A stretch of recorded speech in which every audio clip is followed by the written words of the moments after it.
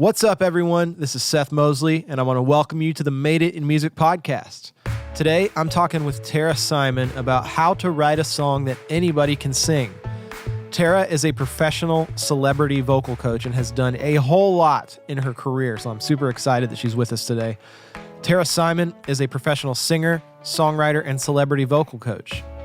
She has starred on Broadway in New York City and has gone on an international tour with her Broadway show as Serena Katz.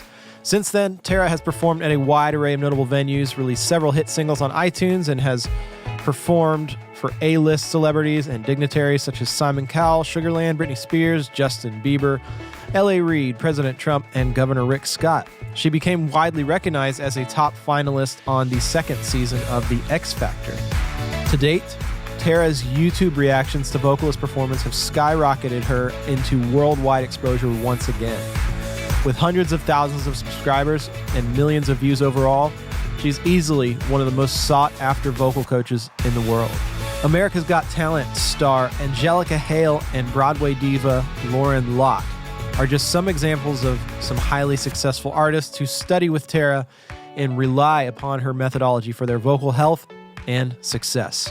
This episode was recorded along with our live online audience from our Song Chasers community. You can learn more about Song Chasers at joinsongchasers.com. For now, let's dive into the episode. Thanks for being on with us, Tara. Thanks, Seth, for having me. It's a pleasure. And yeah, as Seth was saying, we're new acquaintances through a mutual coach friend of ours, and kind of hit it off and had a lot to say. And so I'm happy to be here today to offer some insight, some from a singer's lens in regards to songwriting, and answer questions that you guys have. So without further ado, should I start? Yeah, let's go for it. Thanks so much for being on here. It's I'm going to be taking notes alongside with everybody. Awesome. Okay.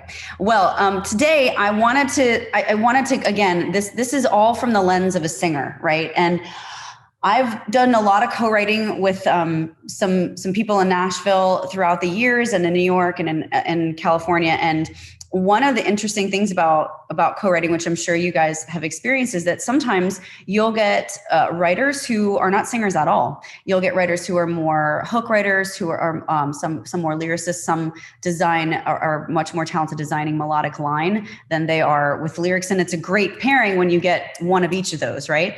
But sometimes neither of them are actual singers. Sometimes they're more like, I can hum a tune and carry a tune in a bucket, but I'm not going to be the one selling this demo when all is said and done, right? And so basically, I'd love just for my own edification, for everybody to write in the chat, like if you consider yourself a singer-songwriter or a songwriter who can somewhat sing.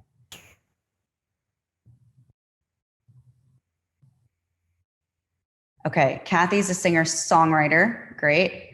Debbie's songwriter who can sing, singer-songwriter, a lot of singer-songwriters. Peg, songwriter who can sing. Okay. Songwriter who fakes it. Thank you, Melodyne. Dave, yes. Singer-writer. Okay. So I think the majority would be singer-songwriter, and then close would be songwriter who can sing, and then there's Dave. Okay. Two horse now. Okay, Charlene, I got you. A songwriter that can sing some. Okay, so and can I have one more answer to a question? Who here in this chat has had a vocal lesson or more? Let me know. Just yes, I have, or okay, great. Tiffany has. If you never have, then say never. Okay, wow, everybody seems to have. Never had one. Joshua. Okay, great. Vocal major in college. Debbie, nice. Okay, never. So Charlene and Joshua never had. Interesting. Everybody else has. Excellent. Okay. So by the way, for those of you who haven't, you're totally fine. You're not behind or anything. Just for my own purposes, I wanted to know. All right. So most of us in here are people who are singer-songwriters and people who have had one or more vocal lessons. Awesome. So again, this is through the lens of a singer-songwriter, right? This is through the lens of someone who is a singer first. I am a singer first, and I happen to also be pretty decent at writing songs, okay? For those of you who don't consider yourself a singer-songwriter and you're on here, you're going to learn a lot, and you're going to also kind of get a really cool perspective from someone who is a singer-songwriter. And I hope by the end of the call to kind of shift your mindset into being able to, at least even if you don't identify yourself as one of those things, I hope to shift your mindset into someone who can at least see through the eyes of someone who is, because I think it's really important as a writer, and I'm going to tell you why. So today's topic is really like how to write a song, any song that anyone can sing. Yeah.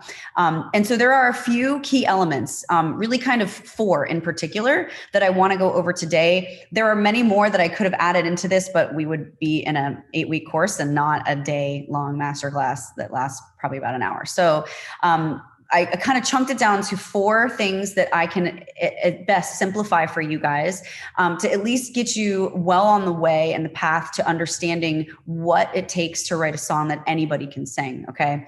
Have you ever, and by the way, like this has happened to me in real life, but have you ever written a song and like, you're like, this is an amazing song. It's one of those songs that like took you like 10 minutes to write, it's like awesome. And you go to try to sing it and you're like, crap, this is such a hard song to sing. There's nothing about this that's easy. And how am I now going to do anything with it? And who else could sing this song other than like, I don't know, Mariah Carey or Whitney Houston or Jennifer Hudson. And I don't have access to those people. So now what do I do with this song? Right. It's happened to me before, and I am a singer, right?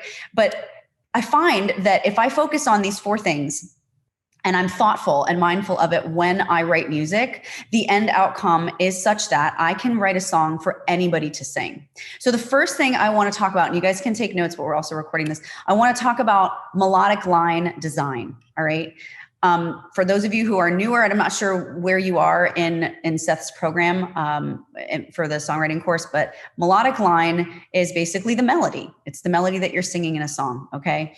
And again, there are songwriters that happen to be very gifted in melodic line design. And they hear it even sometimes before a lyric is written. And I don't know if any of you guys are a part of this group right now that are melodic writers. If you are, go ahead and say yes in the chat. But if you are, you know what I'm talking about. You sometimes will hear hooky lines of melody without even knowing what lyrics you're going to put to it. You're usually a melody first writer. Okay. A lot of you guys are yeses for that. Okay. And now some of you guys may kind of almost be, I like to call them poets. You may be a lyricist first and think only first of lyrics and say yes if you're that person too.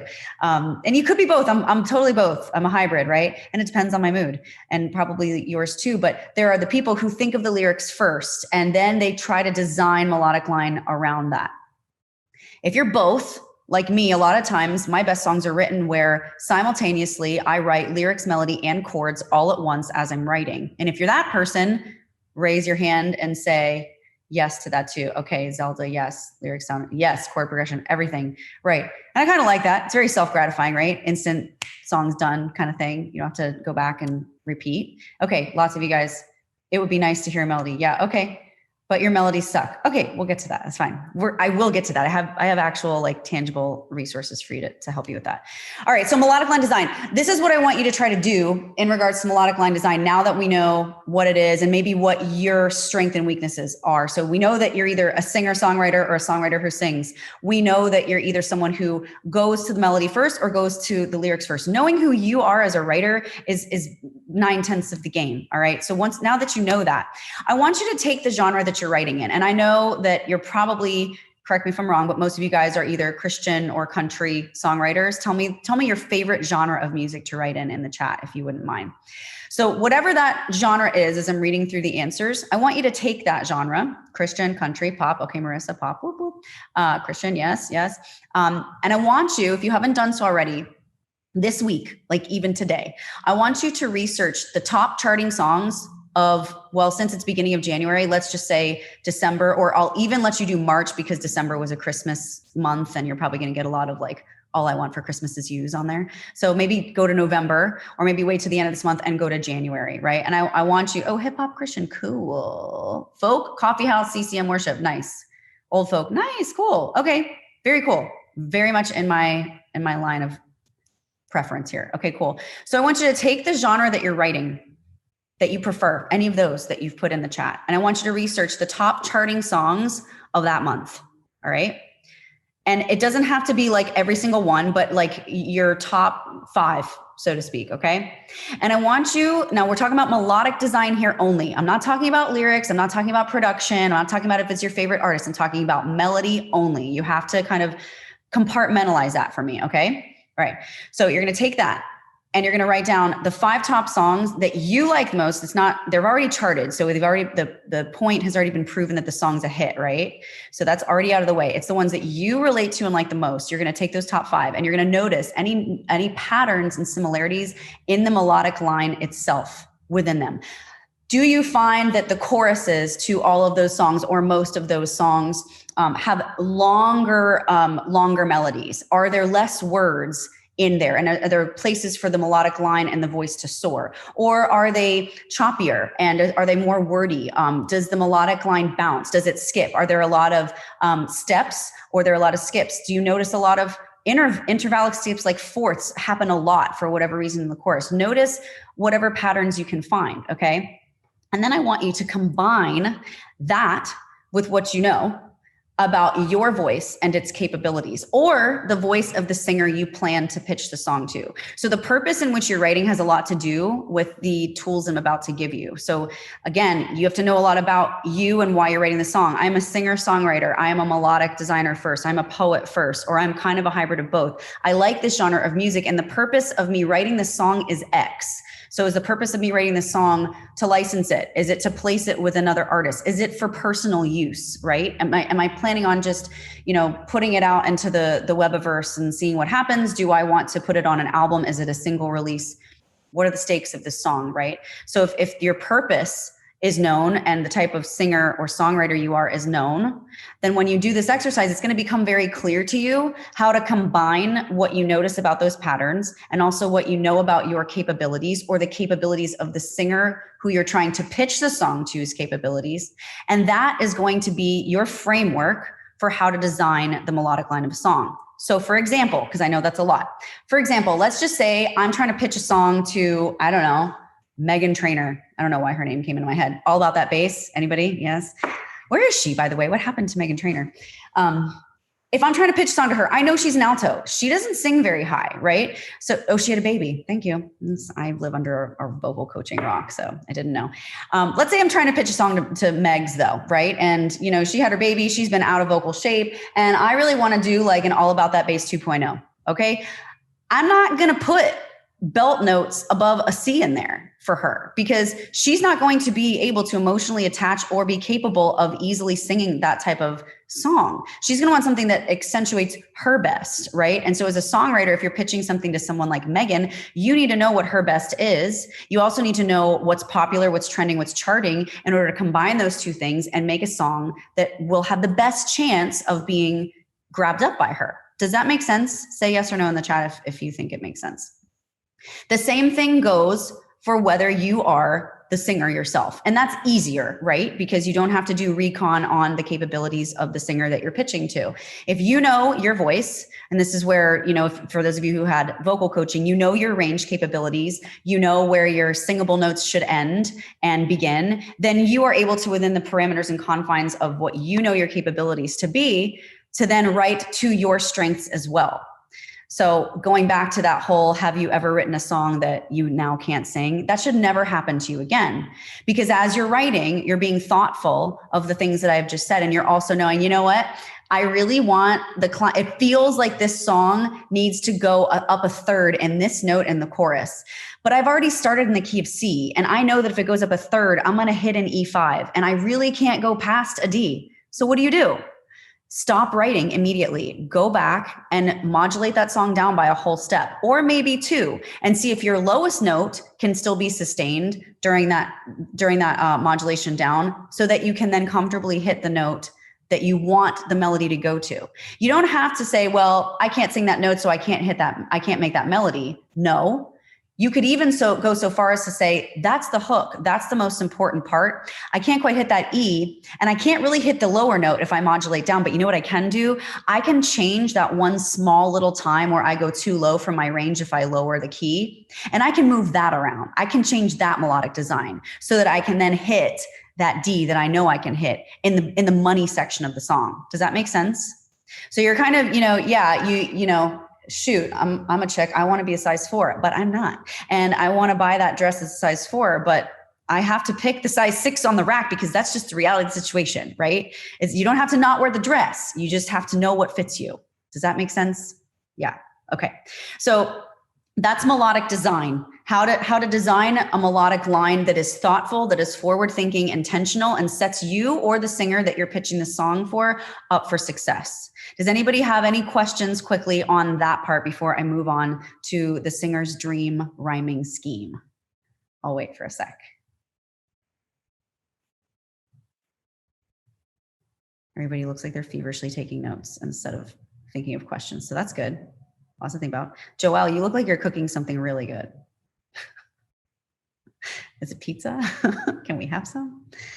Okay, here's a good question from Greg. How do you know the range of singers? All right, so Greg, I'm assuming that you play an instrument, yeah?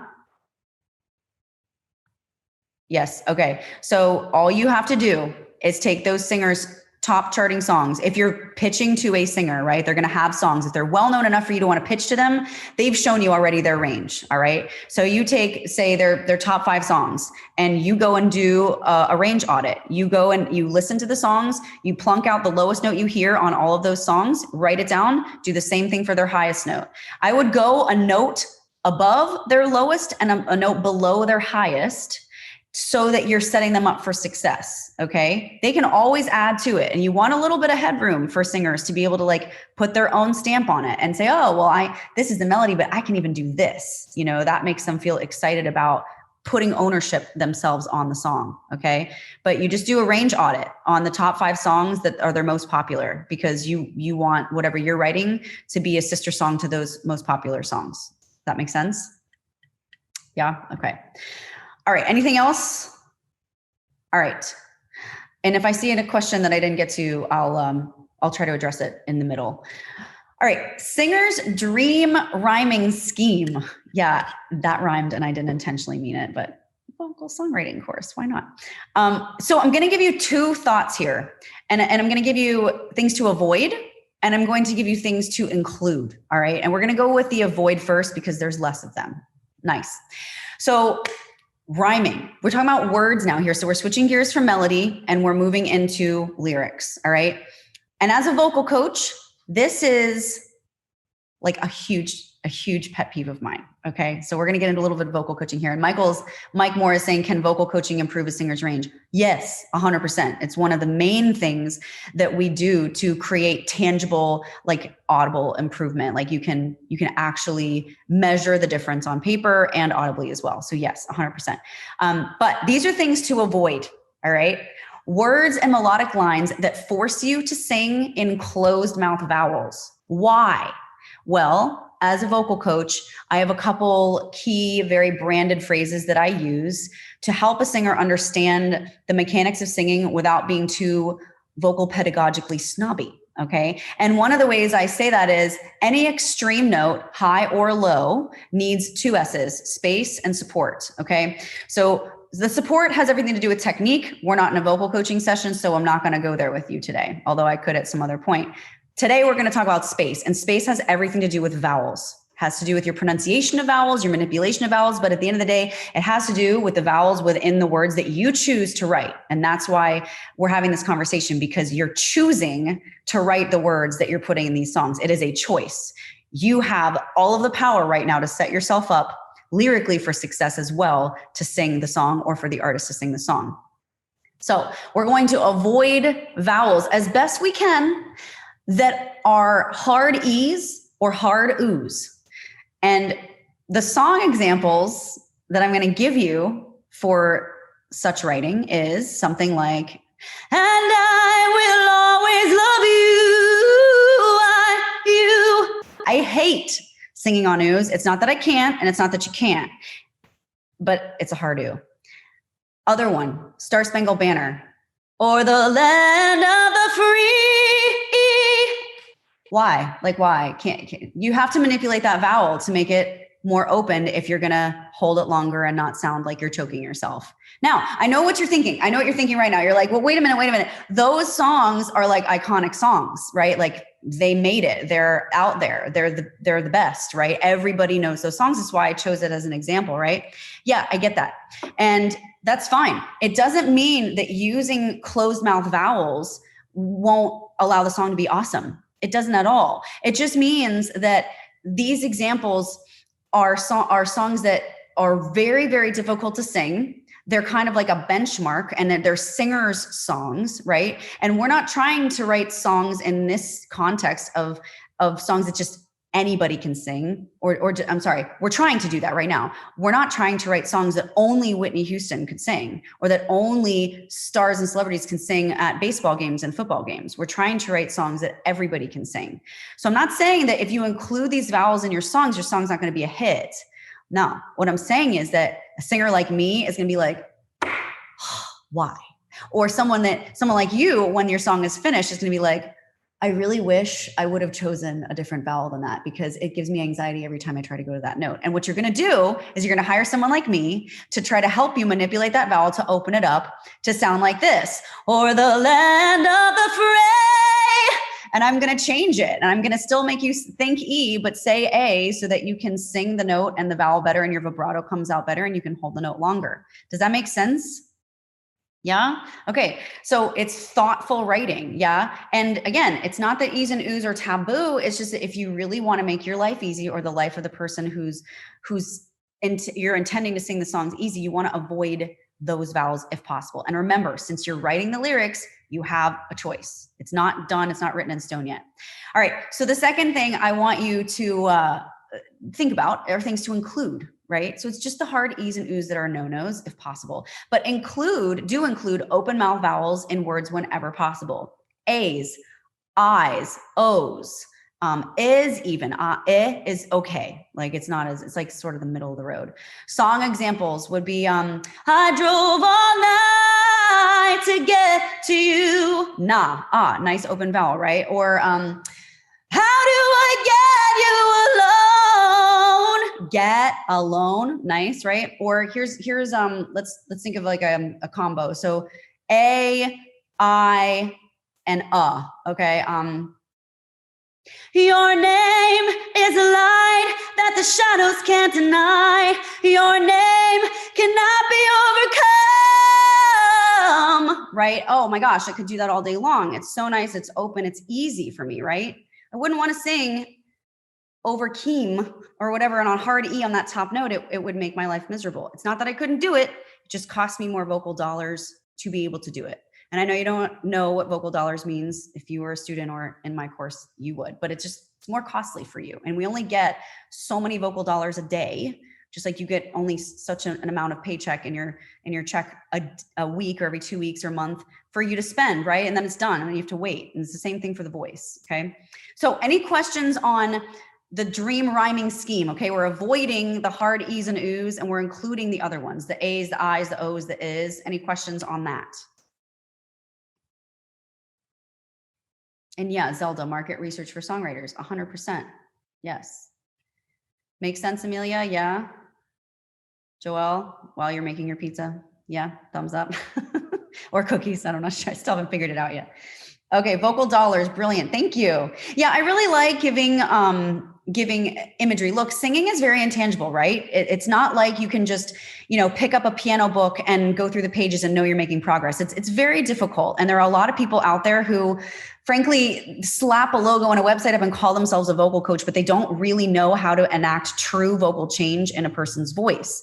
I do. And I do because I used to be a vocal student, and I used to deal with teachers who they had great voices, but they didn't have the gift of getting down on my level and explaining how I do what they're doing, right? And so all of that time and frustration for me really kind of birthed in me the calling to not let anybody else who came in contact with me anyway suffer that same fate. So I really do try to use, visuals and analogies like vocal dollars, or like the 2 pillars of singing, space and support, and slogans like singing is 90% mental and 10% talent, to help you guys really get a handle on the realities of singing, and not just this vast mystical, I guess you're born with it kind of mentality, because that's a lie.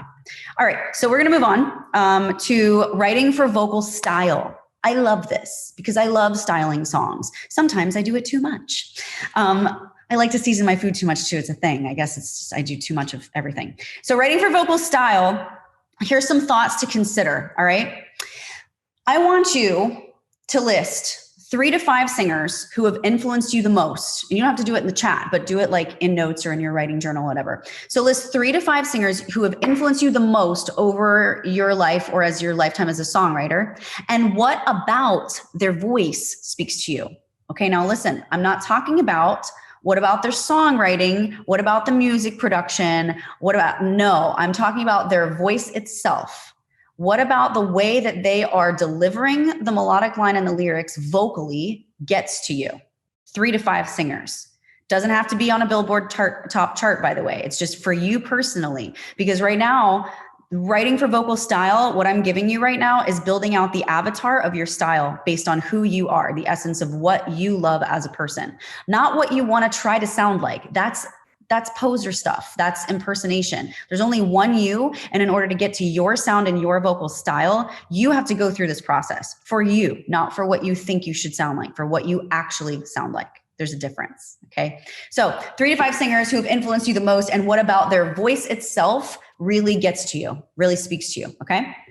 Then after you do that, you're going to list 3 to 5 songs that you feel most resonate with you as a songwriter. And what about those songs make you feel that way? Again, this is not then about the vocal delivery. It's not about the production of the song. And if you really just love the string section, that has nothing to do with it. We're talking about lyrics and melody only. So if all of that was stripped away and someone who could only marginally sing the song sang it, and if it was just guitar and vocals or piano and vocals, would you still feel the same way about that song? 3 to 5 songs that you feel most resonate with you in that way, lyrically and melodically. Yeah? Okay. Then you're going to take the explanations of those whys, because you're going to explain to me, you're going to list the songs 3 to 5 times singers, 3 to 5 times songs, and you're going to tell me why you feel that way about those things. So you're going to take the whys after you've done that, of those 3 to 5 each, and you're going to create descriptive words and adjectives and make another list. Do you see where I'm going with this? So you're going to make another list. So let me give you a very quick example. If I love the song, if I love the vocals of At Last, I love Etta James' vocal delivery of At Last. Okay, I'm only going to do one each for time. And let's just say I love the songwriting of Jesus Take the Wheel. Totally different, completely different. It doesn't even have to be the same genre, right? Shouldn't be actually. I'm going to write descriptive words of why, like texture.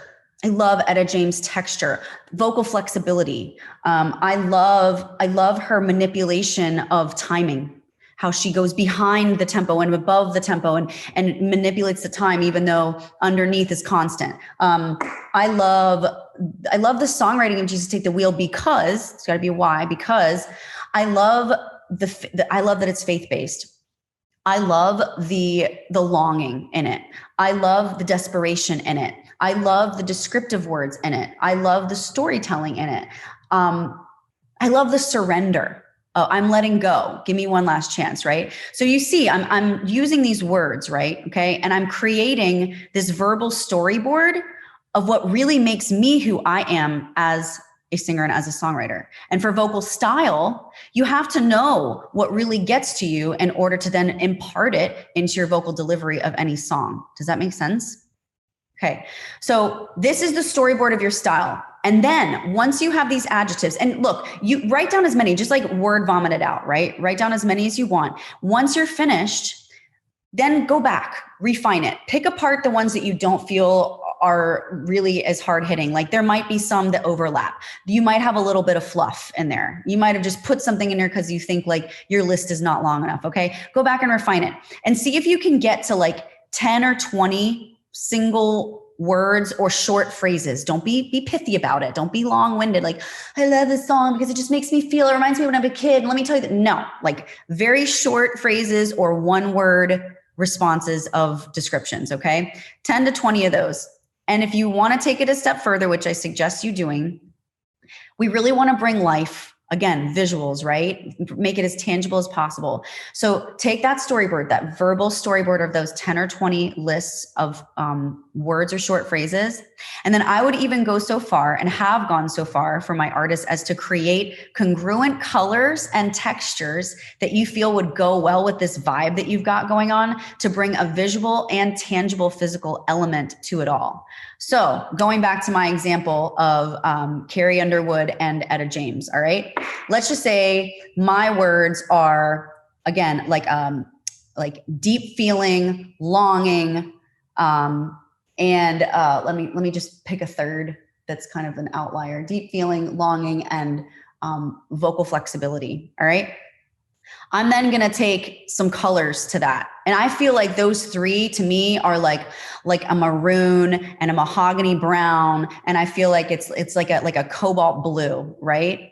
And then I'm going to think, okay, well, what kind of texture? Like, I feel like right now I'm thinking in my head, especially vocal flexibility, I'm thinking of like, like silly putty that like bends, something that's very fluid that bends, or like a straw that bends in all different directions. And then I'm thinking of like a rich velvet also for like that longing, right? That storytelling element of it, so do you see what I'm saying? Like I'm actually like creating this whole avatar of a feeling, and not just feeling and leaving it there, but of a visual of that and a feel of that too. So that when I go to write, I say, this is who I am. Okay, Charlene is saying, I don't understand the colors. So Charlene, have you ever been told like, wow, you have such a bright smile. Like it's like sunshine, right? And then you get this image of yellow because someone said the word sunshine.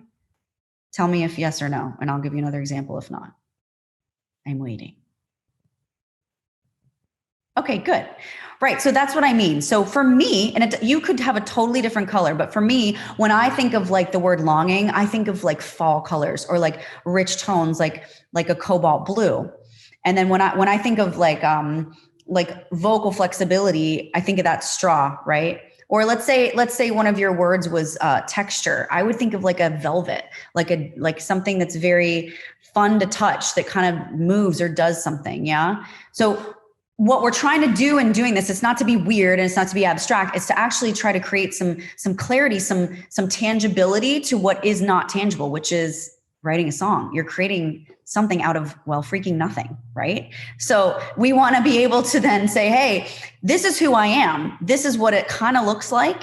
And when I go to write a song that has these qualities in it, I'm going to try to make it velvety. I'm going to try to make it fluid. I'm going to try to make it bendy like a straw. I'm going to try to think of those colors. I might even have them around me when I write to create this melodic line that might be a little melancholy. It might be behind the tempo. Does that make sense? I'm trying to put into physicality what is not in physical form. And by doing this storyboard exercise, you're really allowing your brain to wrap itself around the intangible and create something more tangible out of it that's closer and more directly related to what I believe would be your vocal style. We'll probably have questions on that. I'm going to save it for the Q&A at the end. So table of questions. Marissa, love this. I've always struggled with starting a starting place for how to put myself in my songs. Yeah, and I get it. I totally get it. Like sometimes the mood strikes when you're writing a song and you're like, I literally have the worst writing ever because of songwriting. I'm a lefty, it doesn't help. But when I go to write a song sometimes, Joelle, sometimes it comes out so fast, I cannot write quick enough. I don't even bother putting I's or T's or doing any of that. I'm like, nah, right? So I understand that when the mood hits and when inspiration hits, you're like, I don't have time to do pre-pro and storyboarding all this stuff out.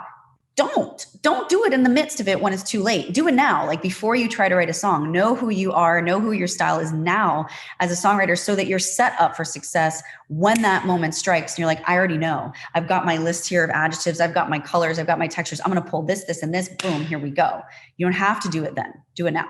Yes. Left is best. Whoop, whoop. Yes. Incorporating all the senses. Exactly. Okay.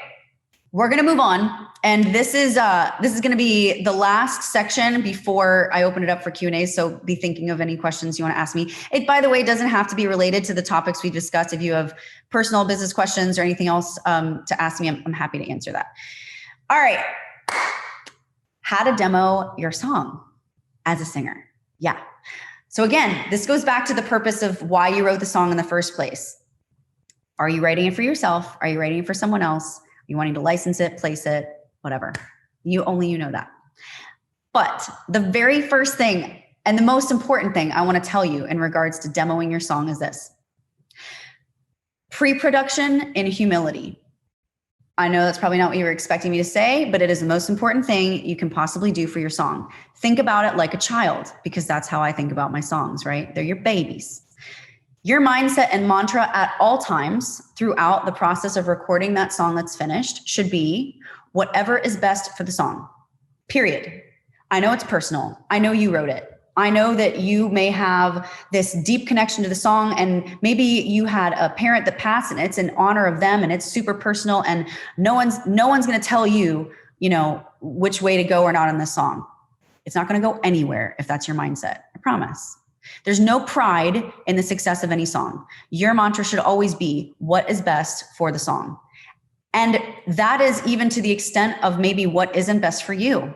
Because it's not about you anymore. It's about the life of the song. Just like I might be pregnant with a child and it's about me because I'm carrying that child. But once that child is born, it's no longer about me. It's about the life of that child, right? So again, what is best for the song? So what could be best for the song? Well, what's best for the song may mean that even though you're a singer-songwriter, it may mean that another singer cuts the vocals.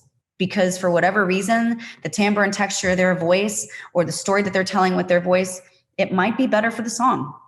It might mean that even though you're a kick butt guitar player, you are too close in relation to the song and you don't have good perspective. It's just too closely related, and you need to have another musician cut the instrumentals for your song. It may mean if you're an engineer that you need to have another engineer work on the song and produce the song. Whatever is best for the song. It may mean that you need to do all three of those things, even though you'd love to hire it out. But no one is cutting the mustard like you can.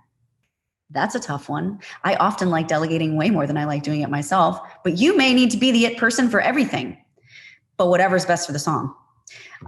Remember why you created the song in the first place. That's my second point. What's the end goal and function of the piece? Licensing, artist placement, personal use. What's the end goal? Okay. And finally, clean and simple demos is always key. We're talking about demoing the song right now, guys, right? We're not talking about, releasing it on Spotify. We're talking about like getting it to a manager of an artist, or we're talking about like seeing if this company might want to pick it up, and then we'll build the rest of the song out. Or we're just even talking about demoing it out so that we have perspective on whether this verse should be in this place or not, format wise. Who knows, right? But clean and simple when you're talking about a demo is always the best, especially in context of pitching the song to another artist. And I see this so much, and I struggle with it a lot because I've worked with a lot of singer-songwriters, and I've worked with a lot of singer-songwriters whose intention is to place songs with bigger artists.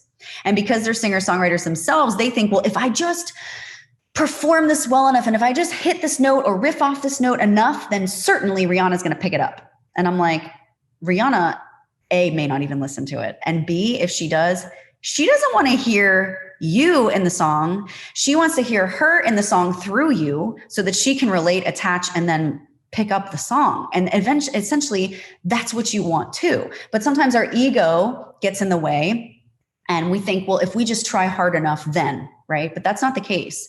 It's not about you or you in the song. It's about how the song makes the person who's picking it up feel.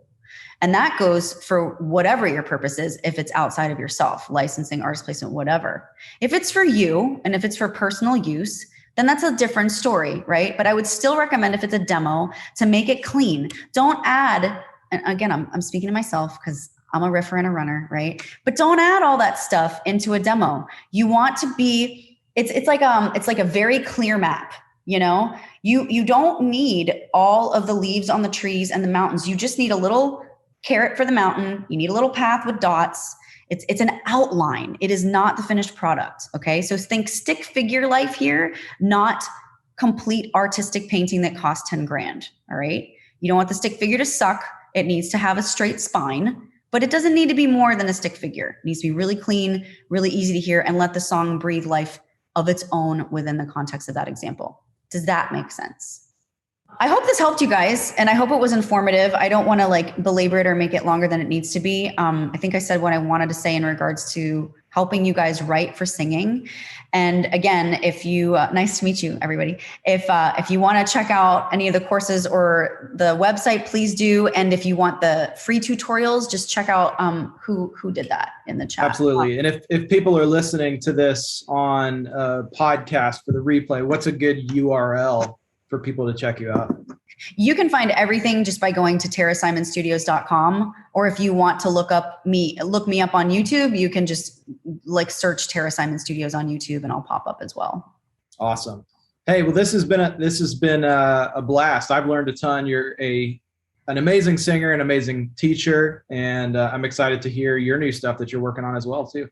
So many things. Yes. Thanks, Seth. It was a pleasure being here, and God bless you guys. This is great that you're investing in yourself and growing your craft. You're in the 1% just by being here and saying yes to yourself for doing that, because not a lot of people do. And I think that's a really beautiful and important thing. So thanks for entrusting me today with your time and for entrusting Seth with your talent. It's awesome. Awesome. Well, thanks so much, Tara. I appreciate it. And thanks everybody for logging on. We will see you sometime. Well, actually tomorrow morning, we've got our weekly coffee chat. So we'll see you then. All right. Bye-bye. Bye guys. See ya. Thanks for listening to this episode of the Made It in Music podcast. In addition to this episode, we also recorded a Q&A session where some of the songwriters in our Song Chasers community were able to ask their own questions. We'll release that episode shortly after this one. Make sure to check out other episodes of the Made It in Music podcast. We have well over 100 interviews with some of the top music industry pros, many here in Nashville, and many from all over the world. Subscribe to make sure that you automatically get future episodes, and leave us a review if you loved it. It would really help us out. Or you can send an email to support@fullcirclemusic.com if you have ideas for how we can improve the show. If you would like to become a Song Chasers member and attend these trainings live, then head over to joinsongchasers.com to learn more. You also get additional exclusive trainings from me. You get our Track Suite Pro software, and you get song reviews from me and my team. And you get access to a custom social media network we created exclusively for songwriters and musicians. There is nothing else like it on the internet. So head over to joinsongchasers.com to learn how to join. And check out madeitinmusic.com for more content and episodes from this podcast. See you in the next episode.